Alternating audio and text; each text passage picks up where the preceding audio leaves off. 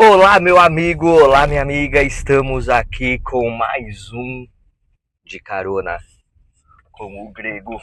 Vamos lá, vamos voltar para a estrada. Eu parei aqui para poder me paramentar, ligar o celular, isso, aquilo, microfonar e bora lá.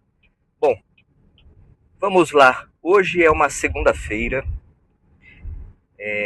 pós-Dia das Crianças. Então, hoje é dia 13 de outubro.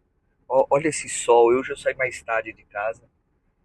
Acabei acordando mais tarde e também eu quis fazer a barba, não parece, mas eu fiz, tá? Dei uma baixada na barba, que essa semana eu vou para o Paraná, mais exatamente na cidade de Paranavaí, nunca estive lá. Vou descer em Maringá e depois ir para Paranavaí para poder palestrar lá pelo Cresce Paraná. Né? Então estou muito feliz com isso. Vou na quarta-feira e volto na sexta. Bom, talvez um de carona no avião? Caraca, né? Acho que não dá por causa do incômodo com as outras pessoas. Mas vamos ver se dá. Bom, o que eu quero falar com vocês hoje? Como vocês sabem, aqui é nada programado, né? Mas eu tava pensando, quando eu falei assim, gravo ou não gravo, gravo ou não gravo, hoje, porque não é sempre que eu gravo, eu falei assim, bom, eu preciso pensar em alguma coisa útil, interessante, que possa vir a ter impacto em alguém, na minha audiência qualificada. Né? Vamos pensar o seguinte, olha, eu fui, eu comprei um livro, tá? Eu comprei um livro. E esse livro que eu comprei é um livro de artigos, tá? Vários artigos, tem uns 15, 20 artigos, tem bastante. Tá? E é da minha área de conhecimento, tá? Eu conheço muito bem os assuntos que estão lá tratados, tá? E olha só que interessante. E aqui vai, eu quero conversar com você que quer, por exemplo, ser professor, ser professora, né? Aliás, está chegando o Dia dos Professores aí. Para você que quer escrever livros, artigos, obras, ou que está escrevendo uma monografia na faculdade, ou que está pensando, ou já está numa especialização e precisa fazer o trabalho de conclusão, a monografia de conclusão, ou você que está fazendo mestrado, doutorado e está também buscando escrever.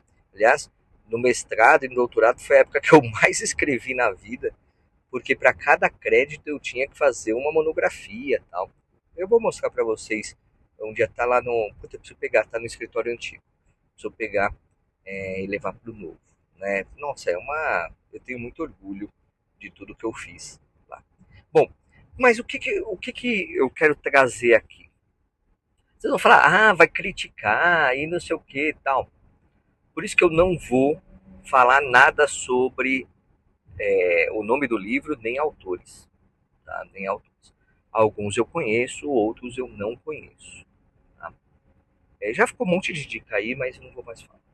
Mas o que acontece? Eu comprei esse livro e ontem eu já tinha dado uma folhada, mas ontem eu falei assim, quer saber? Ó, domingão. Putz, eu tinha ido pra Atibaia e tinha esquecido o meu. Eu esqueci de levar meu computador na sexta-feira pra Atibaia, né? E aí eu falei, putz, meu, não vou trabalhar. Caraca! Né? Porque eu tô sem um computador. Tem um monte de coisa para fazer, tá? Hoje nem era para eu estar atrasado, mas eu esqueci o computador.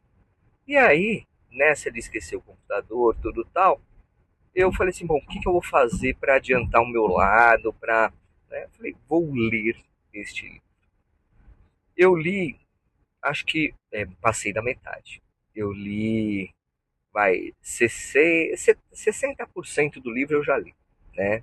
São vários artigos, eu li uns 10 artigos, acho. Bom, e o que que.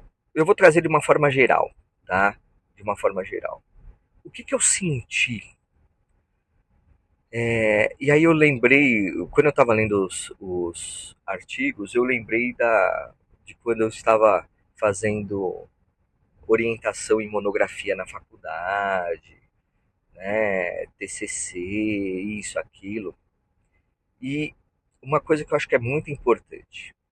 Todo livro, todo artigo, tudo que você escreve, claro, as petições é um mundo à parte, tá? Mas você está tendo um momento de comunicação. Você está comunicando. Então, a partir do momento que você está comunicando, você precisa ter uma premissa seguinte: quem é o destinatário deste teu escrito? Quem vai ler? Quem vai ler? Quem vai ler é uma pessoa que não tem ou que não guarda qualquer tipo de conhecimento técnico, né? Então, vamos pensar, fiz um livro para o público em geral. Beleza. Ah, sobre o que é? O conto, sobre poesias. Tenho escrito alguns textinhos aí interessantes, mas eu não publico. Aí, também, você pode até escrever sobre alguma coisa técnica voltada para um público geral, sem problema. Você estará adequando a sua linguagem, a sua forma de escrever, tudo tal. Beleza.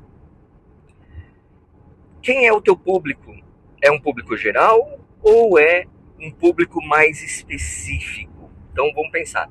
Você está escrevendo para profissionais, para advogadas, advogados? É um outro tipo de escrita, tá?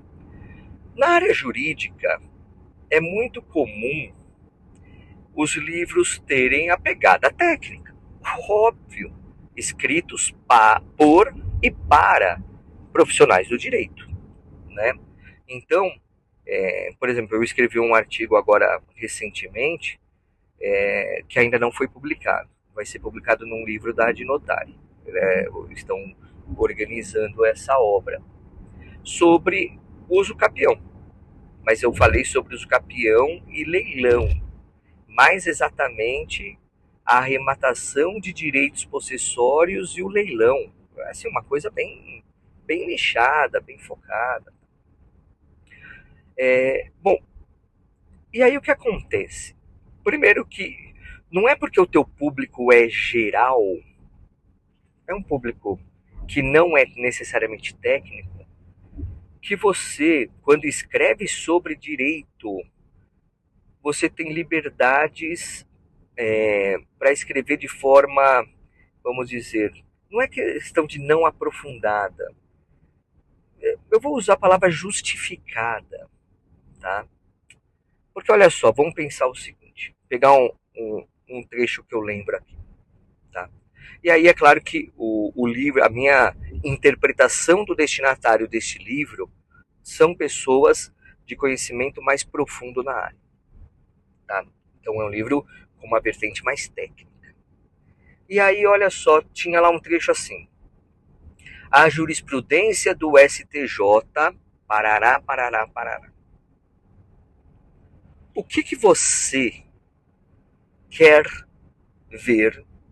Claro, eu explicava tal, a jurisprudência do STJ. O que você quer ver quando você lê jurisprudência do STJ? Primeiro que, olha só, a gente tem que pensar o seguinte: será que a palavra jurisprudência está sendo usada corretamente? É uma reflexão. Porque às vezes um julgado sozinho não faz verão, né? Um julgado sozinho não faz jurisprudência. Mas será que é um julgado apenas ou uma soma de julgados que, uma vez que há um posicionamento consolidado, e aí de uma das turmas do STJ, ou do próprio pleno do STJ, aí você fala, pô, peraí, olha só, aqui sim é uma jurisprudência. Aqui sim eu tenho um conglomerado de decisões no mesmo sentido que fazem ou que levam ao sentido que eu estou traduzindo no texto, tá? Mas olha só, então, primeiro essa questão do uso da palavra, né? Jurisprudência. É realmente uma jurisprudência? Tá. Por quê? Porque isso é relevante. Porque quando a gente usa a palavra jurisprudência, eu estou dando um aspecto de entendimento daquele tribunal ou daquele órgão específico. Então, se eu falo a jurisprudência do STJ é no sentido de, eu estou dizendo o seguinte, fica sussa, que nesse objeto, neste assunto, o STJ pensa desse jeito. Se precisar chegar até lá, tá de boa, tá tranquilo, tá favorável, né? Claro, não precisa necessariamente ser uma jurisprudência uníssona, né? Única. Não estou falando aqui de uma súmula, de um enunciado, não. Claro, não estou falando de um repetitivo, né? Porque a pessoa usou o termo jurisprudência.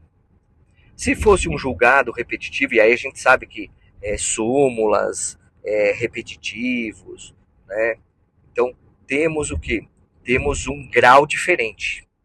Porque o próprio Código de Processo Civil dá relevância para a uniformização da jurisprudência. E quando você fala em um julgado que teve a ótica dos repetitivos, um recurso repetitivo, por exemplo, quando você fala de uma súmula, você tem uma vinculação, uma aplicação de cima para baixo, né?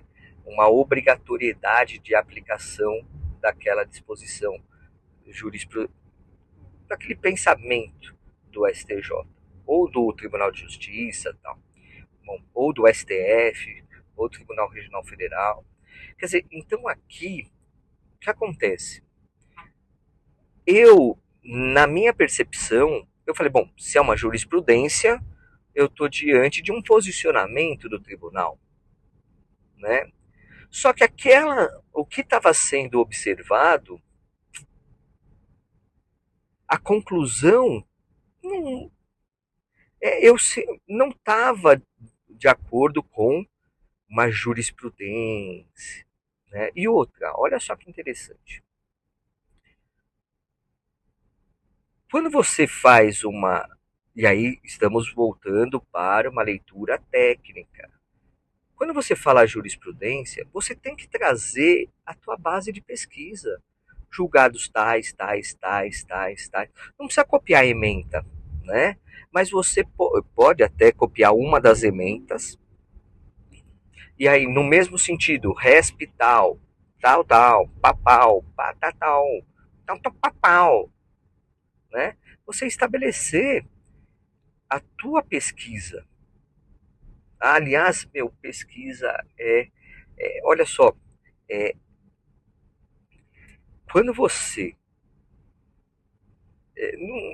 vou falar para você o seguinte, quando você não atingiu ainda um nível de doutorado, tal,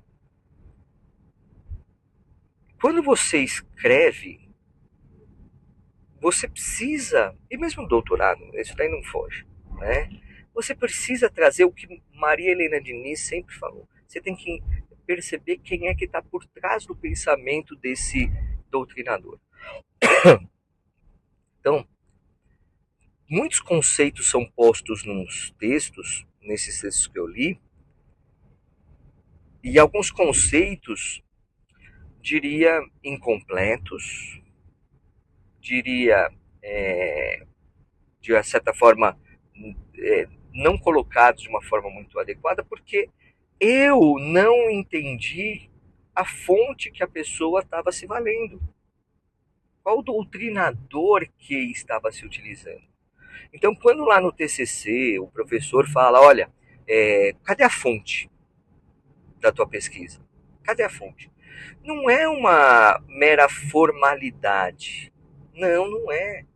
É para trazer o subsídio que você usou na tua argumentação. Porque olha só, você vai tirar conclusões, você vai criar pensamentos a partir de coisas que já foram evidenciadas, que já foram criadas. E que você, para escrever, você deve ter pesquisado. Por exemplo, vou dar um outro exemplo aqui importantíssimo, interessantíssimo, né, num determinado artigo, tratou de um tema, e eu vou evitar falar qual é o tema, eu sei que você está curioso, você está curiosa, né? Tratou de um tema que para mim é muito caro dentro do universo do meu conhecimento, tá? E tem uma pessoa que escreveu um livro específico sobre esse tema, um livro muito atual, um livro muito foda, né? O cara é foda. E a pessoa que se prestou a escrever esse artigo sequer usou como base esse livro. Então, peraí. Você escreve e qual é a amplitude da tua pesquisa? Porque se você não faz pesquisa, meu, você pode escrever como uma vertente de sua, eu vou usar o termo opinião, de sua interpretação. Só que peraí, se você fizer isso, e olha esse sol que maravilhoso. Se você fizer isso, deixa claro para o teu leitor que é uma situação opinativa e que existem posicionamentos contrários ao seu que são relevantes. Então é muito difícil escrever, né? É muito difícil escrever por conta justamente dessa necessidade de você ser uma abordagem ampla, porque até para você defender a sua opinião, a sua interpretação, a sua visão, a sua forma de estabelecer um determinado caminho para o direito, você precisa também passar pelos opostos, por aquilo que não é o teu entendimento, e tudo bem. Tem várias coisas, aliás, até conversando com algumas pessoas, tá? Eu tenho divergências de opiniões jurídicas inúmeras. Eu tenho posicionamentos que destoam de alguns e os outros de mim, né? Uma via de mão dupla, né? E tudo bem, e tudo bem.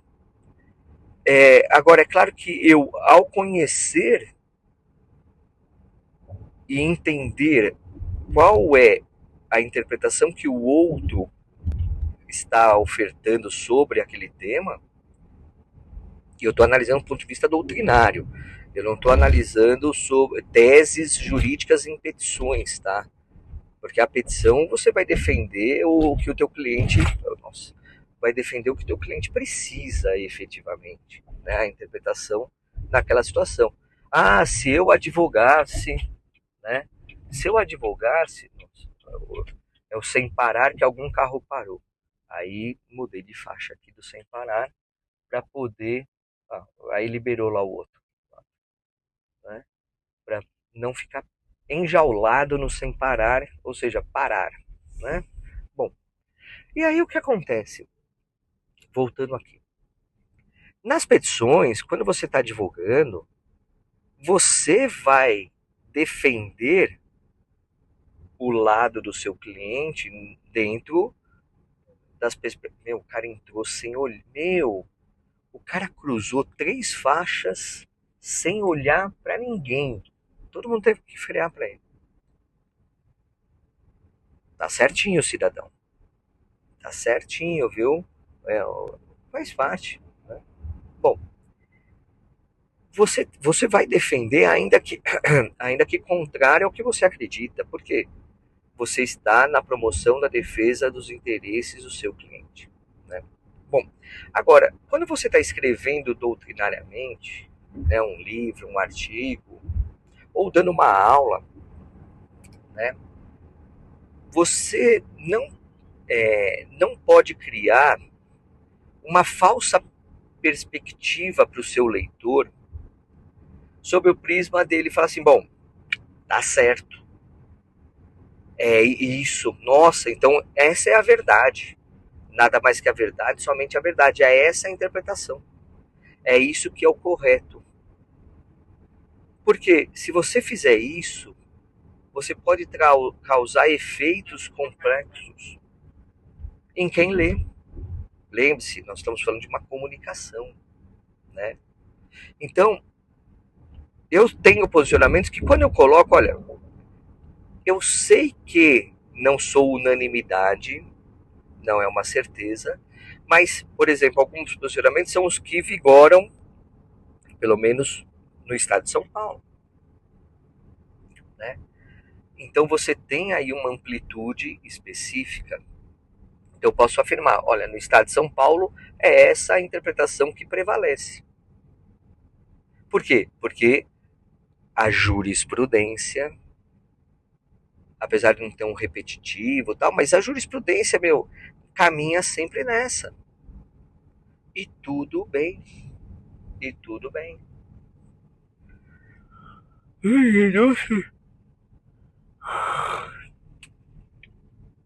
E tudo bem, né? Então, você tem perspectivas interessantes aqui quando escreve, né? E essa é uma preocupação, citar fonte. Meu, citar fonte é muito importante, meu. Nossa, doutrina. Meu, eu encho mesmo, fica até chatinho. Mas, meu, é importante, por quê?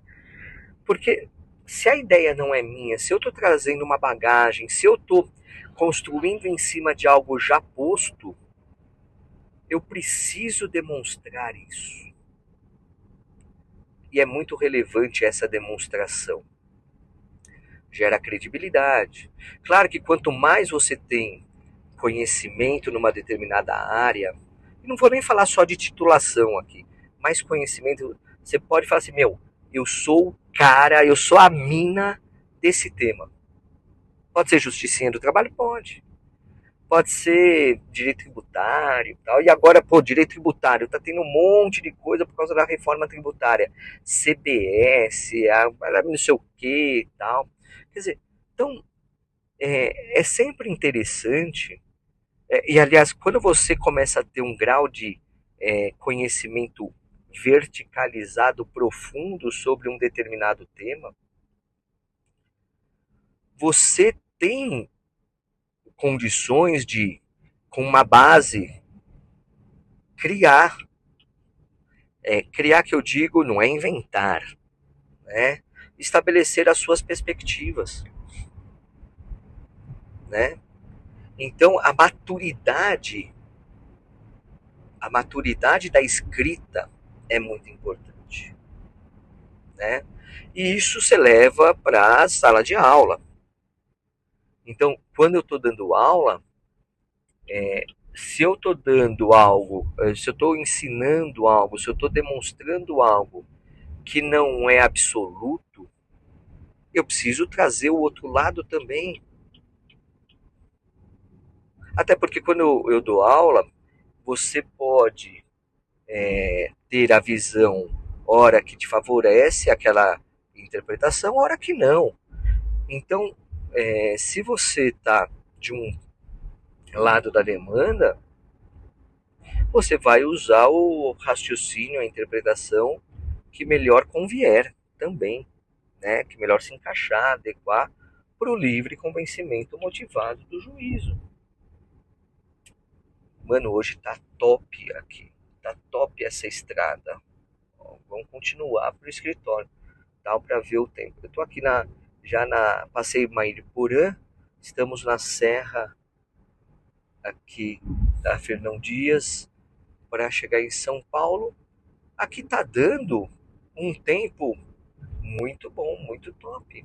Caramba, até tô surpreso com o tempo hoje, porque de casa eu saí tarde e tava falando que eu vou chegar quando eu sair de casa, o que geralmente é 1h10 quando eu saio mais cedo, tava falando 1h08 e eu saí mais tarde. Geralmente seria 1h20, né? Alguma coisa assim. E tá, pelo menos até agora, tá mantendo a previsão. Bacana, bacana porque eu preciso trabalhar, preciso fazer coisas, né? Até porque quarta-feira eu vou viajar, volto na sexta de manhã, tem coisas para fazer, né? Hoje tem resultado de leilão para protocolar que o cara pagou. Eu tenho que esperar, ó, arrematou, faz o pagamento, envia o auto de arrematação para eu poder assinar. Eu confiro no Banco do Brasil os pagamentos e aí eu faço o protocolo, né? Fazer o protocolo, tal. Bom, então, para que aí o juiz assine o auto de arrematação, também gera os efeitos do 903, perfeita, acabada e retratável. A arrematação. Tem pede esclarecimentos para fazer também. E acho que tem um edital para revisar. Vou passar pela curva que eu gosto, que eu já falei para vocês, que é a curva que eu vejo a cidade. Cara, o cara tava vindo a milhão para me ultrapassar, aí o radar é a 80, ele para no 60 para passar no radar. Olha lá a curva, que maravilha. Um dia eu mostro para vocês. É que talvez não vai ficar tão bonito quanto eu acho que é. Se bem que beleza é um conceito subjetivo, né? Quem ama o feio, bonito lhe parece. Tem dessas, né? Então, olha só como é importante. Se você então tá, está disposto a enveredar por esse caminho, de escrever, de dar aulas, né? Você precisa tomar um cuidado muito grande, porque se você apresenta a tua verdade como única verdade, você não está sendo um professor, você não está sendo um escritor, você está sendo um vendedor, né? Então, é claro que quando você está dando aula, escrevendo, é claro que o teu objetivo está relacionado com a tua interpretação. Não estou dizendo para você, não, ser isento. Não, não é uma questão de isenção. Olha, tem esse, e você decide. Né? Não, tem esse outro caminho, e eu vou por esse por causa disso. Entendeu? Então, ó, vou dar um exemplo aqui. Vamos dar exemplo, né? Vamos dar exemplo? Vamos dar exemplo. Né? Uma coisa que eu divirjo muito, aqui meu amigo Cristiano, sabe, a gente sempre tem é, interpretações aqui, considerações, um ponto ele sabe o que eu penso, eu sei o que ele pensa. Eu falo para ele assim, eu queria que fosse assumida a tua, eu prefiro a tua interpretação sob o ponto de vista de ganhar dinheiro.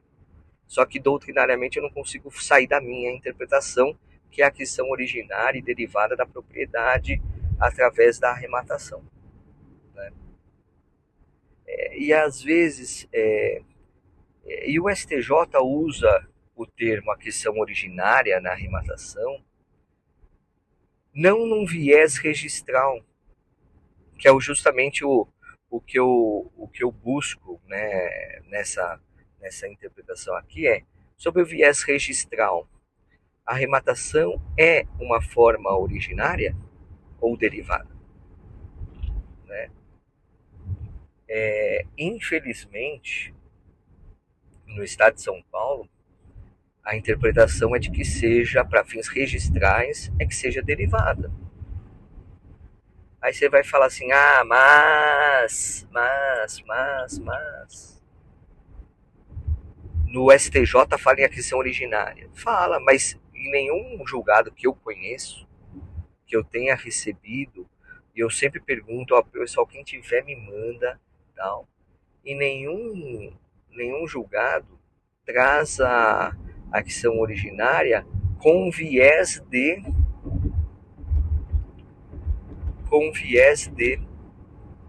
ter a vista registral. O termo é utilizado com relação ao reflexo financeiro da arrematação, que é evitar que o arrematante absorva os débitos de IPTU, principalmente, daí até o tema 1134 do STJ. E também para condomínio, para débitos condominiais, né? Bom, mas aí é até uma interpretação, na minha concepção, o STJ ele erra em algumas interpretações sobre esse tema, né? Mas tudo bem, faz parte, né? A gente absorve do jeito que está. E aí o que acontece? Olha só o que acontece e como é relevante isso, né? Quando você pensa na, na realidade, na realidade interpretativa, você precisa demonstrar tudo, né? Então, tenham cuidado quando vocês estiverem escrevendo artigos, preparando uma aula, ministrando essa aula, tentem, busquem. Ui, não, nem estou com sono não. Imagina. Nem tô com sono não. Nossa, eu preciso de um café. Já já. Vou chegar no escritório hoje. Eu preciso pensar na frase. Nem sei a frase. Aliás, só pra vocês terem uma ideia. A frase eu escolho na hora. Ou pesquisando algum. Que acho que hoje eu vou pesquisar Einstein. Alguma frase interessante de Einstein. Ou de algum filósofo. Outro. Né? E aí, ou minha frase mesmo. Que para mim tenha um impacto naquele dia. Né? Então, por exemplo, esse final de semana faleceu um cunhado de um amigo meu. E depois eu fui saber que ele infelizmente tirou a vida. Depressão é foda, né? Então, é complicado isso, né? Isso daí nos faz pensar sobre muita coisa, tal, sobre quem somos, nossas expectativas, anseios. E muitas vezes, e a vida é assim, né? Olha a onda, olha a onda, olha a onda, olha a onda, olha a onda, olha a onda, vou te pegar. Nossa, carnaval, caramba. Já tá chegando 2026. Meu, já é 13 de outubro hoje. Significa que daqui 2 meses e pouquinho vai ter o recesso já. Significa que eu já estou finalizando os agendamentos dos leilões esse ano. Significa que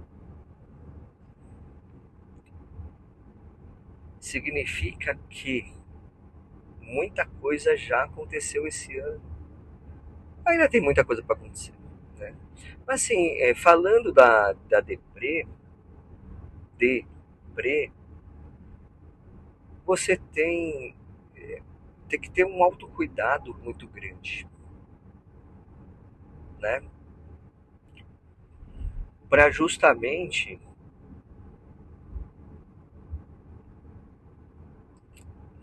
ir procurar ajuda, né?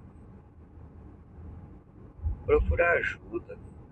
Você não tá sozinho, não tá sozinha. Opa, vai começar o trânsito aqui. o chegar mais tarde é sinônimo de pegar trânsito. Tô chegando aqui, você já sabe, né? Aquela parte próxima da saída da Dutra. Eu tô na Fernão Dias ainda, próximo à saída da Dutra. E aí, deixa eu ver, aqui tá mandando eu ir reto na Educador Paulo Freire, que é o que eu vou fazer hoje. Não vou pegar a Dutra, não. E aí, o povo, cadê o povo? Nossa, quantos carros. De repente, uma manada de carros vindo e eu querendo sair da faixa. E não dava vazão, não dava vazão. Aí agora eu saí da faixa. E aí, o que acontece? Você tem. Só o horário é complicado. Mas ó, se fosse em outros dias, eu acho que seria muito mais pesada essa parte do trânsito. Falei, né, que melhorou muito em razão aqui do que teve de aqui a saída aqui para mim. Aí eu já saio para mudo de faixa de novo, mudando de faixa, mudei de faixa, porque eu vou pela esquerda. Daqui a pouco eu mudo para a esquerda também. Ó, parei pela primeira vez no trânsito e não tem nem farol perto. Mas tem a cabeça é foda, né? A cabeça é muito foda. Por isso que a gente tem que tomar cuidado e cuidar a saúde mental, ela precisa ser cuidada, efetivamente cuidada. Não pode ser desmerecida. E muitas vezes, mudando de faixa, agora eu estou na faixa que eu quero.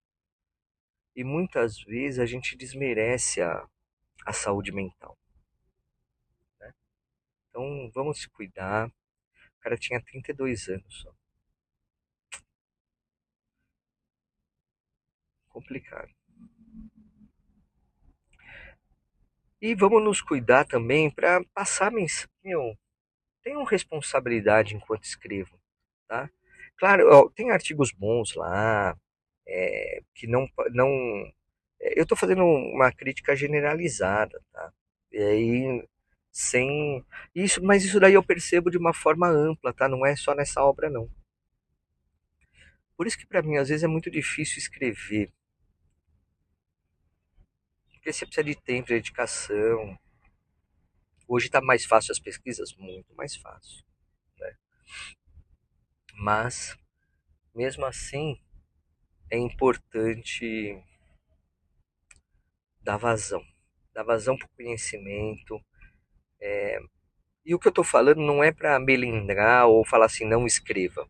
Não, não é isso. Escreva com responsabilidade, com advertências, com preocupações, para que justamente você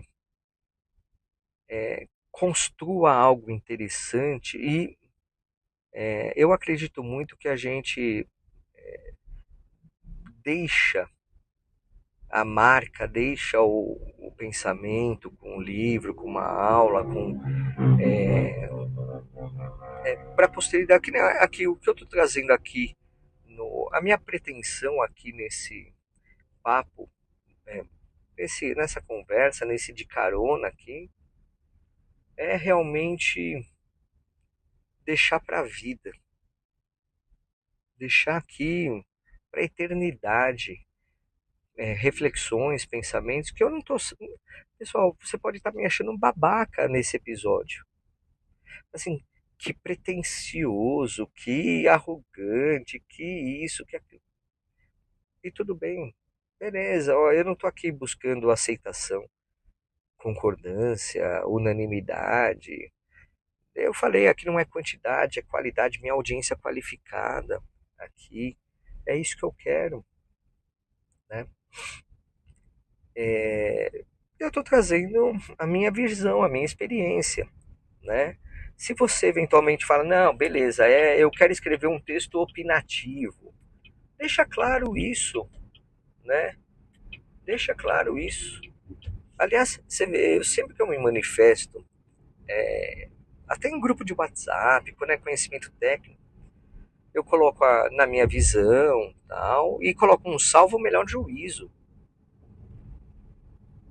Porque é isso. Melhor juízo pode ser que alguém traga. E assim, às vezes a gente se manifesta sobre um caso que trouxeram, alguma pergunta que foi feita, mas que está incompleta. Né? Nossa, teve uma vez, isso é engraçado, isso é muito engraçado. Teve uma vez que a pessoa me perguntou, eu respondi. Aí ela, aí ela trouxe outro detalhe. Aí eu falei assim, então, mas aí já muda um pouco. Aí ela trouxe outro detalhe, eu falei, não, aí já muda completamente, esquece o que eu te falei. Né? Tanto que, e olha só, eu já fiz já usei uma outra técnica que foi engraçada. A pessoa me perguntou, eu sabia a resposta. Aliás, eu estou fazendo isso muito. Eu sei a resposta do que me perguntam, mas eu não quero dar a resposta mastigada. Sabe aquela história do ensinar a pescar? Não. Aí eu começo a fazer várias perguntas. E as perguntas que eu faço, se a pessoa responder com afinco, vão gerar a resposta que ela me perguntou lá no início. Tá? Então eu já tive duas situações assim, nas várias vezes que eu usei essa técnica. Já tive a situação da pessoa nem responder e me ignorar e deixar de lado. Ela não. E já tive pessoas que foram, responderam, que interagiram, que perceberam a importância. E no final, pô, então é assim que se chega nessa resposta. Olha, eu te dei um caminho, né? E o texto, a aula, o livro, o artigo, na minha forma de ver, é uma forma de provocar caminhos de reflexão. Né? Claro, estou transmitindo a minha interpretação, mas eu também estou trazendo um caminho para a pessoa, para o leitor, crescer e buscar algo mais. Né? É isso. Basicamente é isso. Né? Estou aqui no trânsito da Educador Paulo Freire, o primeiro semáforo já está à minha frente. Aumentou 2 minutos do tempo inicial. Estou achando que vai aumentar mais. Porque aqui para o tempo de 1h08,